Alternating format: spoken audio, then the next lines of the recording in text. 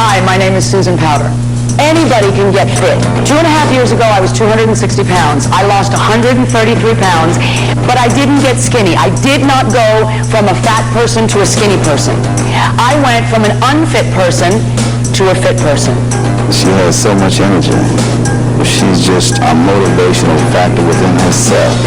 She taught me the way to eat, not cutting back on calories, but saying, eat, you're going to eat lots of food, but you're going to eat the right kinds of food. I wish I'd met Susan 30 years ago. Susan has Brazilian needs. Susan Powter has been speaking all across the country, motivating people from all walks of life, teaching them how to be lean, strong, and healthy. The longevity and the quality of your life can be determined by the lifestyle you live. 85% of all disease can be directly attributed to an individual's lifestyle. I started to realize that my lifestyle was killing me. Today you're going to learn how to build the foundation for a lean, strong, healthy life. What are we going to talk about? Lifestyle. Look at yours. Choice. You can get it back. Fat food, high-fat food, not calories, fat. Movement. We're going to move.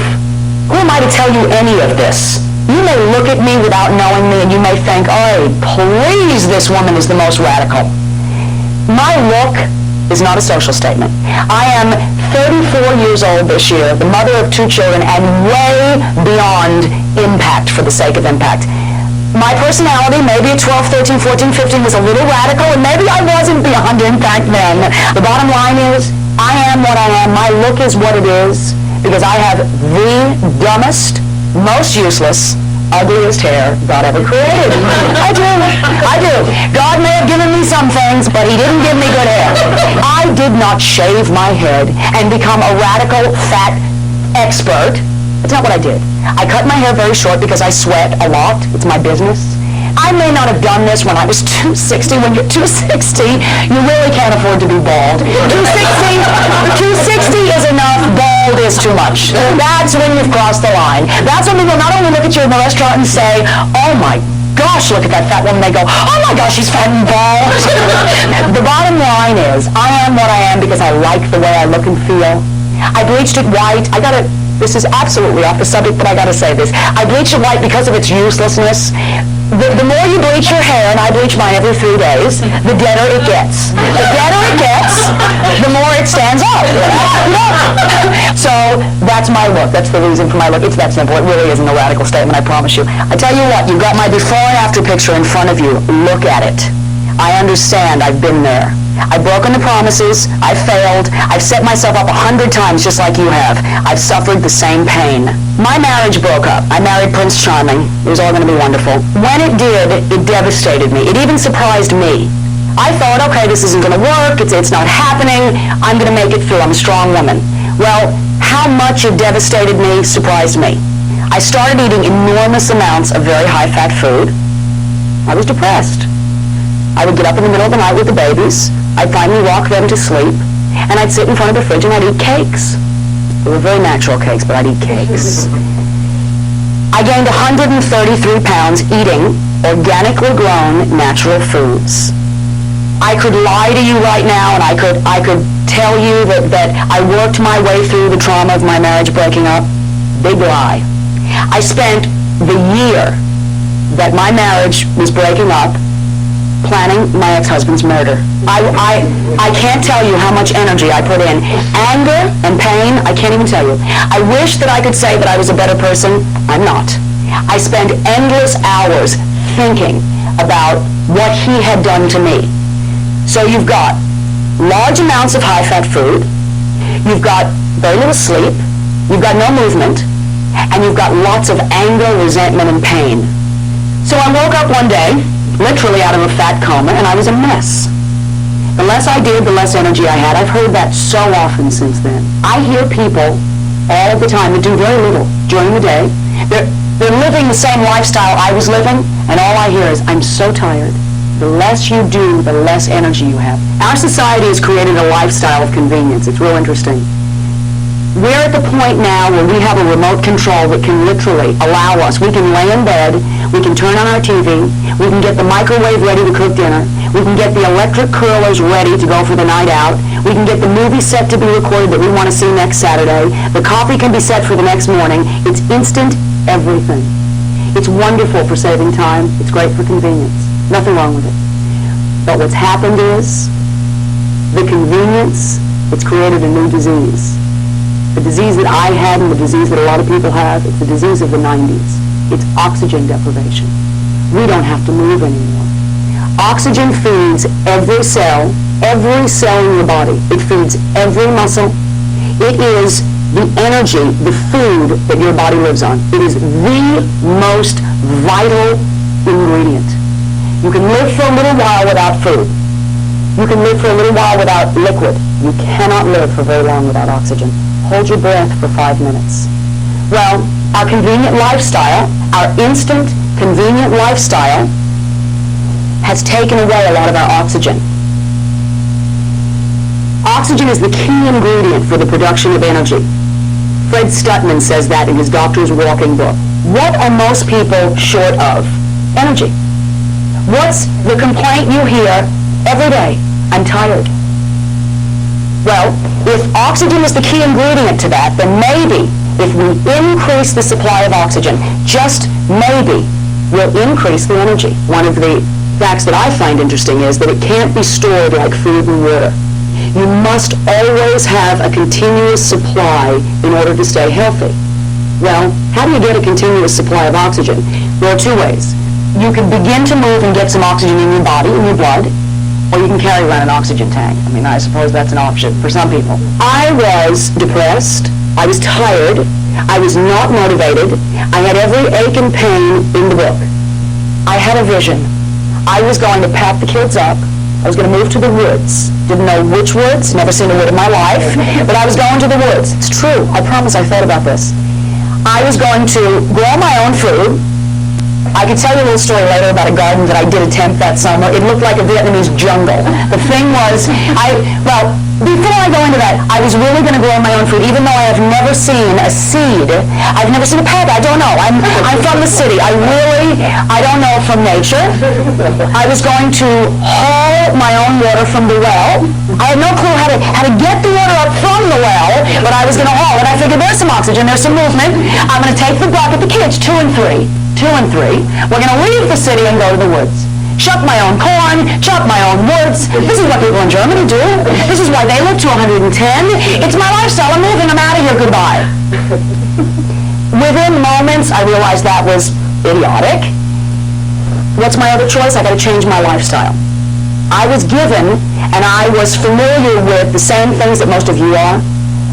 Lifestyle change, got to get a little oxygen, that means movement, so I went to the fitness industry. Big mistake. Big mistake. I put on a leotard, which was very hard to find, and still is. I put on a leotard at 260 pounds.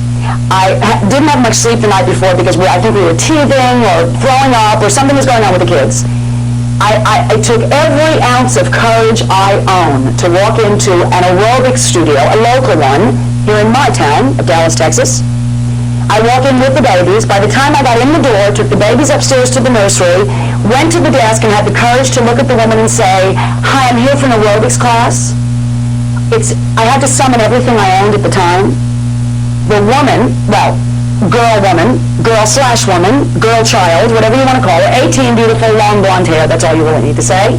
She looked at me, her hand went to her mouth and she went, "Oh my God," when she saw me. I expected the alarms to go off, and fat person's in the studio, the alarm sounding, doo-doo, fat person in the room, I was frozen, I didn't know what to do. I didn't know what to do. It was either turn around and run, but I didn't want to leave the kids, and I certainly didn't want to take the time to run upstairs and get them, but I thought, I got to get out of here, or go in and take the class. Well, it was the best of two evils. I went and took the class. I was the only fat person in a room of, I think it was about 150. I don't know. There were so many people in the room. The music was so loud. Now, I know I'm a mother of 2 children. You can probably look at my picture, and I'm not that conservative. But when I Want to Be Your Lover is blasting in my ears and I'm 260, and the husband's out the door, it offended me. It was a little obnoxious. There were hundreds of people, loud music, lots of young, pretty, sexy little things. And I was the only fat one attempting a plie. I couldn't keep up. I was humiliated. I was literally steamrolled over. I mean, it was like, the fat person can't keep up. I was steamrolled over. I couldn't. So it was the worst experience of my life, and to this day, still has been. I walked out of there. I took my children out, and poor children, God bless my children. I sat in the car with two car seats, had them strapped in. I was in tears in the car. The kind of tears where you're you're sobbing, you can't breathe. And here's my 2 and 3-year-old. I'm going, I'm never gonna get healthy. And they're like sticking their thumbs in their mouth going, whoa, she's a lunatic. Mom's a loon. Sure, you know when you're hysterical and you say, and your father's left me, and I can't. So, to say I was encouraged would be big lie. To say that I wanted to go back the next day, oh please, never. To say that I thought that was my way to fitness, forget it. Forget it, absolutely not. I knew my lifestyle was killing me. I knew I had to get fit, and I knew the log cabin was nowhere in sight. So what am I going to do?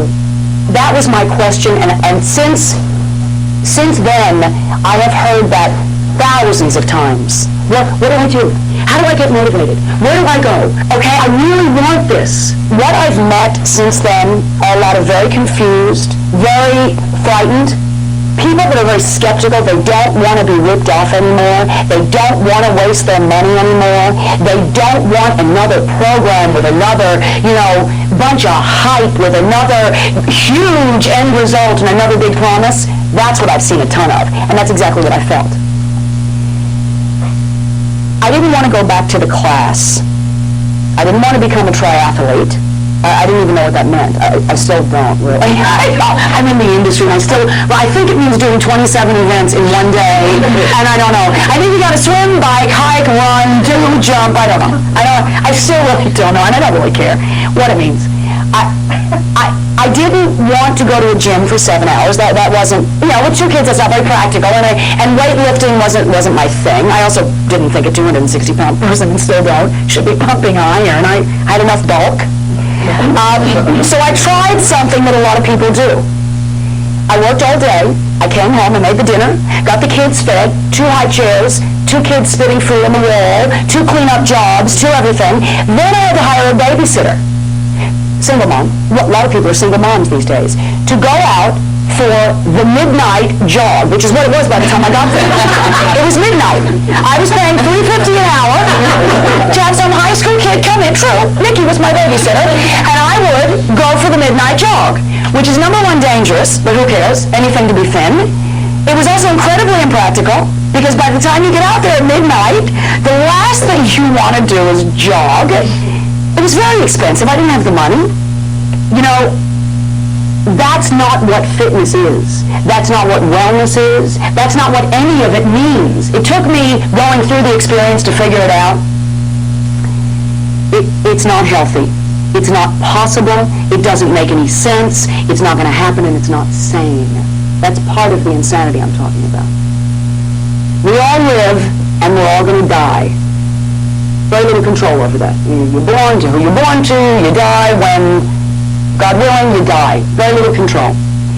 What we do have an enormous amount of control of is the quality of the time in between. We have control over that. How you want to live is your choice. Well, that choice has been taken from a lot of us. I felt that it had been taken, that I really had no control. That I woke up every morning, and what I was is what I was, and my husband's gone, and I'm just a fat mother of 2, and there's no choice for me. This is it. We have control. This is part of what you, me, and anybody else out there who doesn't like what they look and feel like, what they are, where they're at, needs to get back. We need to get the control back. There are things that are involved in the quality of that in-between time. Genetics is part of it. We're born, we're given something. It's true, we're all given something different.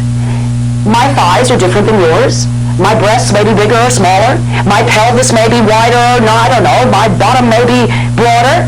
We're all given different genetic makeups. I was in Arizona recently speaking, and I was speaking to a group. It was a group of people that had eating disorders.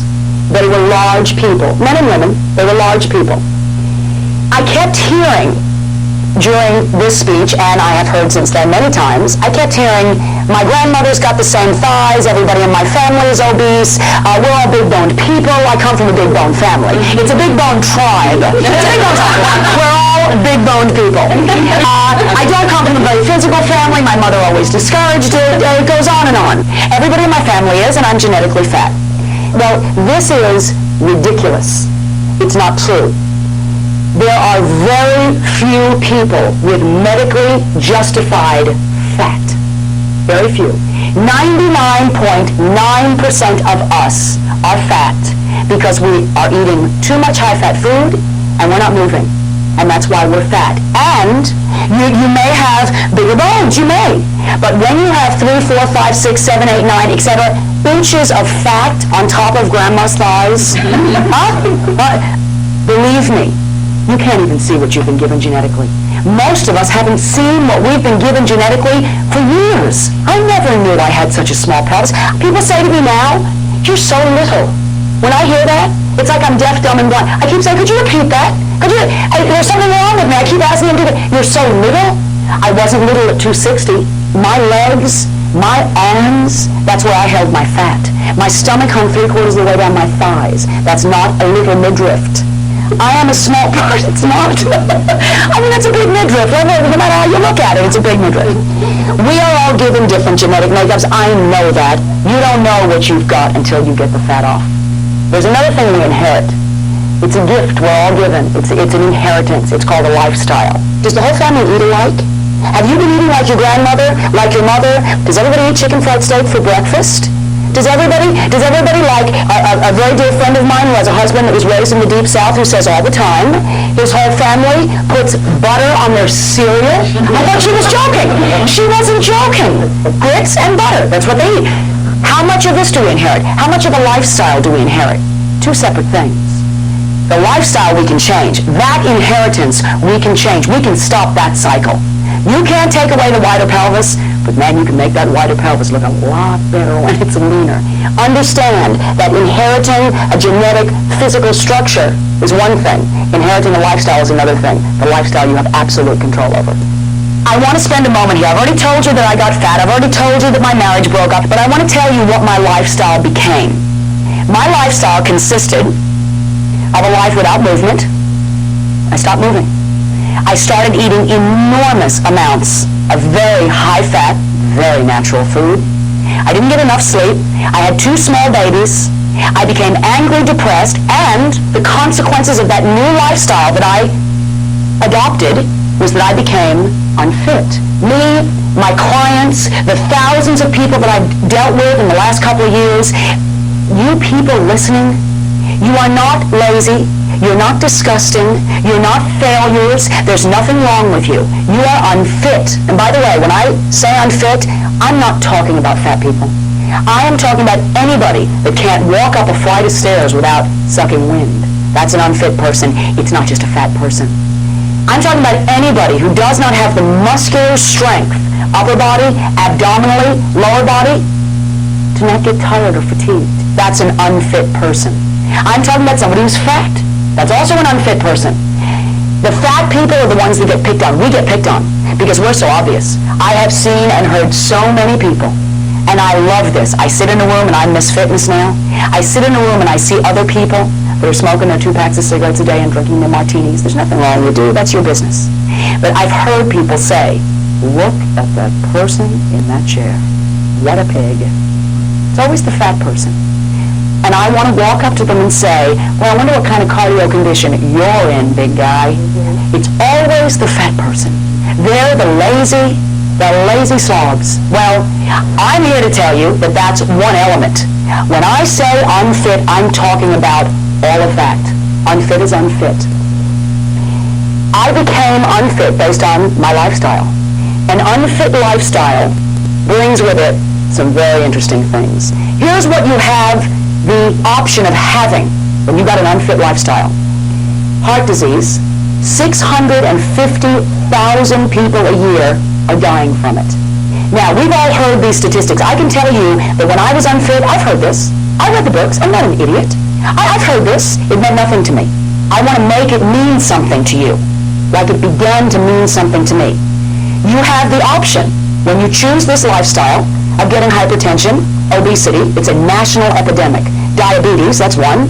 Respiratory circulatory disease, musculoskeletal disorders, aches, pain, it's endless. Depression, it's a big one.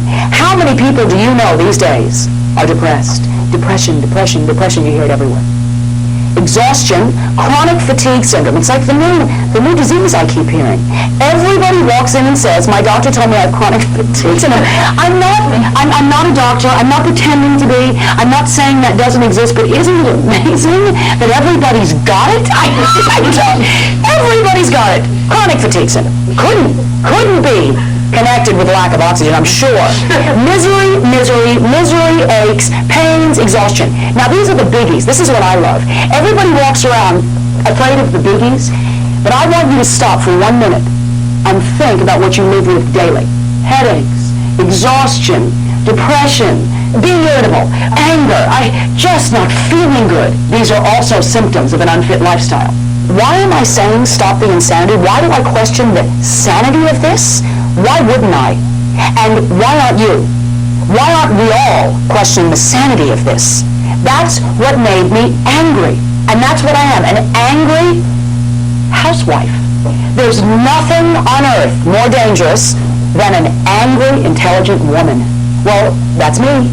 I got so angry that these things were avoidable, that nobody was telling me, that they were simple, and that I wasn't getting the information.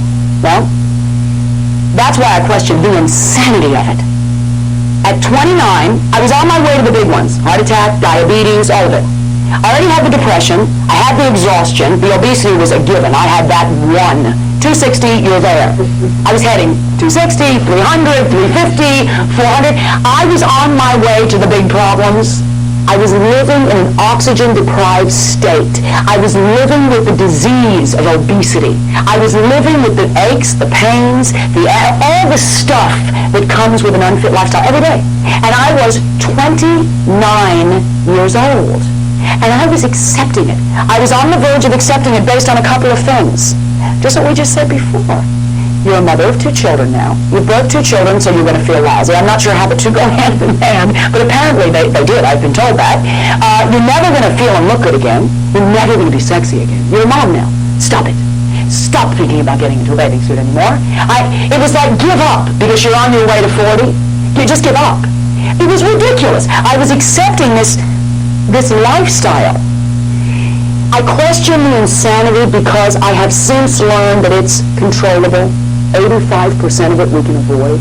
I have since learned that it is so basic, and with the right information, which is what this is about, and with the right process and the right understanding and the progression, the steps that you must go through, you can absolutely go from an unfit person to a fit person and avoid the hypertension, the heart disease, the diabetes, and all the other things.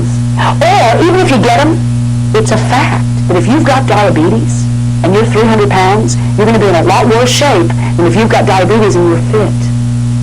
If you've got a bad knee, I love this. I have people come in all the time, and they say, I really can't exercise. I've got this knee. And I say, you're 400 pounds. You think this knee is going to get any better with 400 pounds sitting on top of it? I hear it all the time. I can't do this because of. My back is out. Well, your stomach hangs down to your knees. No wonder your back is a little pulled. They're not connecting. Why the symptoms? Where? And if they do, support the muscles around the injury. That the injury will be, I'm not saying it'll heal. If you knock your knees out in a football injury, you're not going to heal that. But if you have strong muscles supporting that knee, if you've got good cardio endurance in that knee, those muscles are getting oxygen. If you feel and look, you don't tell me that's not going to be a little easier to live with? Please, spare me. That's my point. Whatever you have good, you've got it. since you've had it childhood. You were given it genetically. Good, you've got it. Make it as strong, as lean, and as healthy as it can be. I've told you my story. I've told you that we can get control. I've told you that it is something that we can get back. And I've told you that it's based on one thing, lifestyle. And that we've got to change an unfit lifestyle to a fit lifestyle. How do we do it? Flip this.